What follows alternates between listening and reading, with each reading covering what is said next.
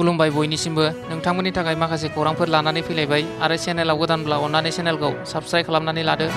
बेल आइकनखौ एलाउ होनानै ला जाहाथे नोंथांनाव सिगां नटिफिकेसन सहैग्रोयो। दानिया खोनासंलांदो। गिबि खौराङाव दङ धेमाजि जिल्ला जनाय रामदन दिखारि पन्चायतनि बरिसुथि कसारी गामिनि सिद्धेश्वर बर'आ गोमानानै दं। न'खरनि सुबुङा फोरमायनाय बादिब्ला थांनाय 4 आगस्ट खालि फुंनि 7 रिंगासो समाव गलायाव माइरं लायनो न'निफ्राय ओंखारलांदोंमोन सिद्धेश्वर बर'आ। मख'नो गोनांदि सिद्धेश्वर बर'आ सासे देहायारि जेंना गोनां सुबुं। बेनिखायनो सोरबाफोर बहाबा सिद्धेश्वर बर'खौ नुसनबायोब्ला 9954520363 नाम्बाराव कल खालामनानै फोरमायहरनो खावलायदों न'खरनि सुबुङा। नैथि खौराङाव दङ साहित्य एकाडेमि लाइमोन बान्था मोननो हानाय सेल्फ मेड रानि बर'खौ मैया आसाम आयेन आफादा मान बावदों। थामथि खौराङाव दङ गरेस्वराव गिख्रंथाव गारिनि जाब्रबथायाव सासे सुबुंनि जिउ खहा। मैया तामुलपुर जिल्लानि गरेस्वर पुलिस थानानि सिङाव थानाय कन्जुगुरि सकआव लामा जाब्रबथायाव सासे सुबुंनि जिउ खहा जायो। थैनाय सुबुंखौ करफुल चुकीनि थागिबि 75 बोसोर बैसोनि खगेन बर' होनना मिथिनो मोन्दों।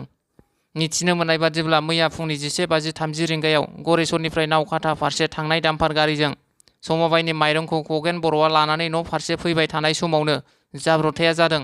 दाम्पारनि अनजिमा AS25 DC 4368 होनना सिनायथिदों।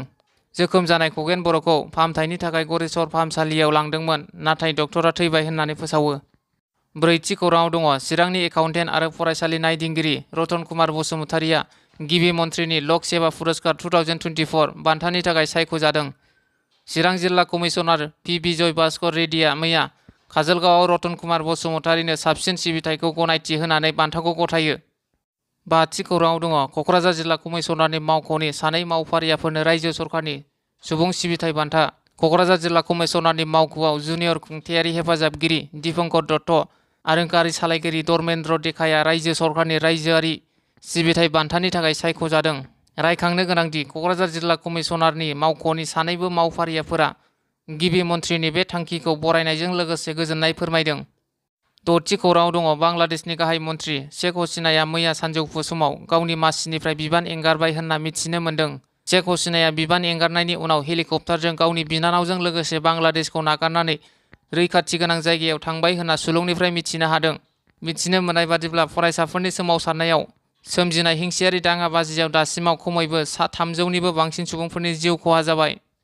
स्निथि खौराङाव दङ चिरां जिल्ला दुलाराय बर' फरायसा आफादनि बानजायनायाव मैया बड'फा गोजोरथियारि सोलायनाय मावथांखि बादियै 4थि अंडर-13 जोलुर बादायनायखौ सिडली चिरां दख'रानि गुरुबासा दालाइ आफाद एबसुनि सिङाव थानाय जोहोलाव सोमब्ला बसुमतारि गेलेग्रा फोथाराव खुंफुंनाय जायो।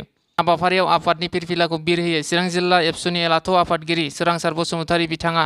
गेलेनाय हाबाफारिखौ दुलाराय बर' फरायसा आफादनि लोगो गाहाय नेहाथारि दिनेश ब्रह्म बिथाङा बेखेवनानै होयो।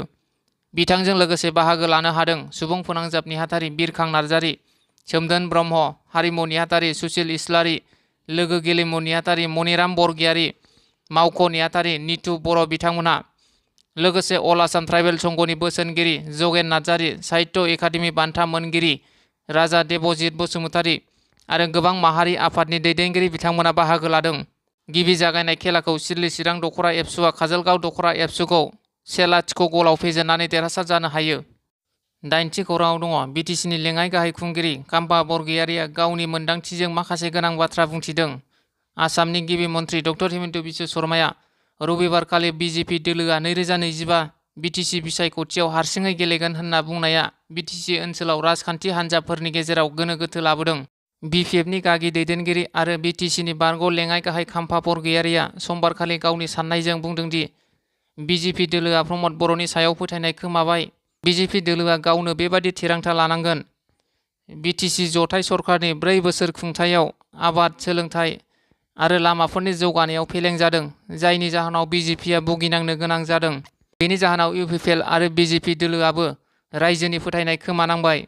बावैसो जालांनाय 2024 मायथाइनि लकसभा बिसायख'थियाव बिजेपिआ इउपिपिएलनि बिजाथिखौ देरहानो थाखाय गोख्रों खामानि मावनो गोनां जादों।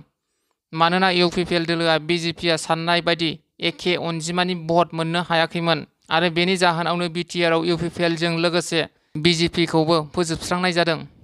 बेफोर आयदाखौ लानानै बिजेपि इउपिपिएल दोलोनि गेजेराव गुसु दावहा जागासिनो दं आरो मोन्नैबो दोलोनि गेजेराव गोरोबलायै जालांगोन होनना बिथाङा बुङो।